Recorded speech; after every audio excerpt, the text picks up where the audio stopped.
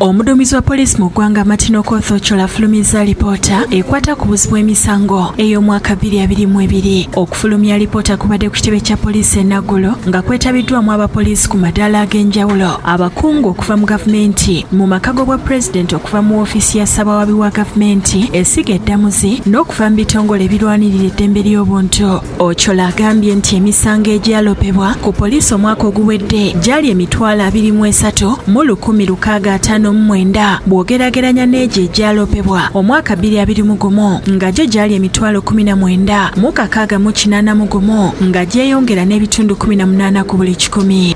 In terms of enhanced law and order, engagement of communities through community policing programs, capacity building, and developing the initial phase of digitalizing our processes for purposes of easing detection, reporting, tracking, supervision, and analysis of crime threats. Agamba obumenyi bw'amateeka ku nguudo bweyongedde ebitundu 35 ku buli 100 ng'omwaka oguwedde poliisi yawandiisa emisango 45,993 bw'ogerageranya n'emisango 33,722 egyawandiikibwa mu 2021. Akulira okunoonyereza mu poliisi Major Tom Magambo agambye nti emisango egy'okusobya ku baana gyakendedde bw'ogerageranya n'omwaka 2021 nga bano baali 1,653 songa omwaka oguwedde baali 896.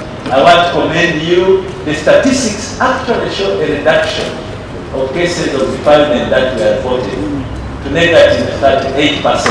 Ayongeddeko nti n'emmundu ezabbibwa omwaka oguwedde zaali 38 n'amasasi 75 nga ku zina 30 zaazuulibwa n'amasasi 545. These people took away 38 guns in these operations. But the good news is that the Uganda police, working with other sister security agencies, we were able to recover 30 of those guns.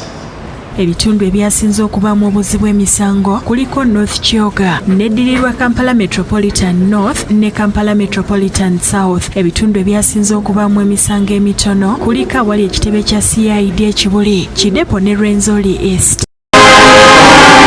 Download the app on App Store or Google Play Store now. Vision Digital Experience, the future of media.